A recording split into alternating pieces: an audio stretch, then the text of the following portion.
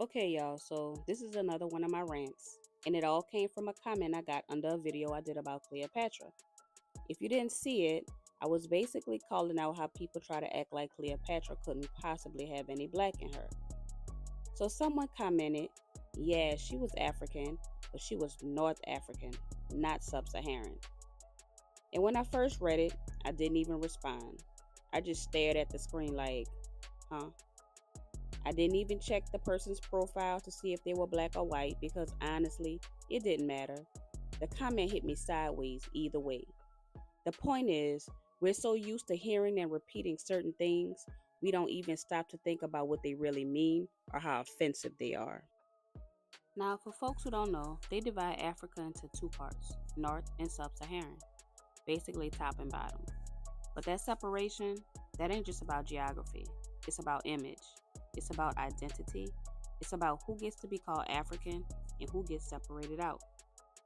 When people picture Africa, what do they usually see? A lion, a little cute barefoot kid with a big smile, somebody carrying water in a bucket. Basically, the same few images they've been showing us since forever. But that's not the whole story, and it's not even close. Africa is made up of 54 countries, each with its own culture, language, flavor, and level of development.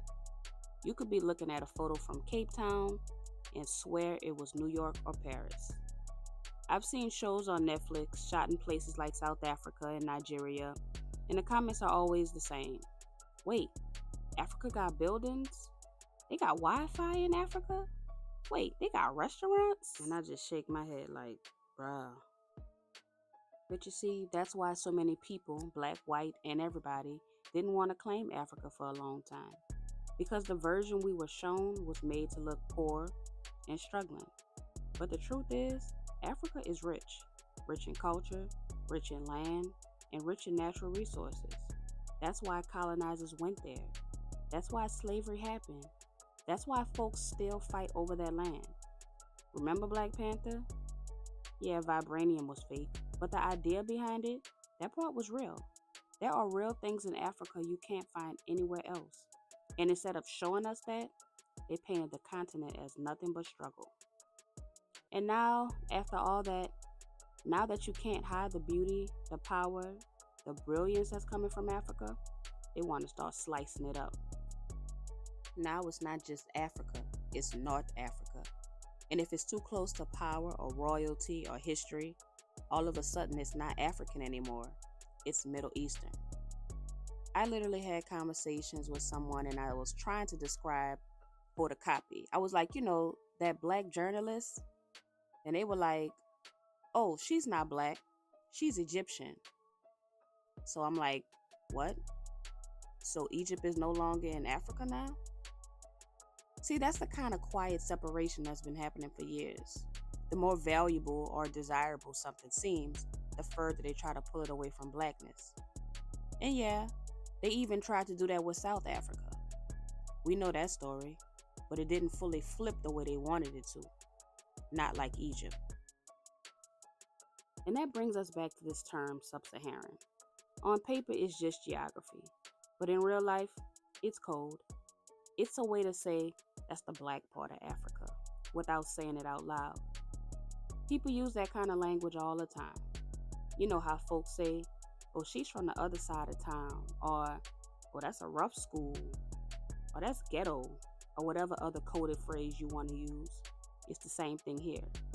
Sub-Saharan gets used to separate, and not just land, but identity.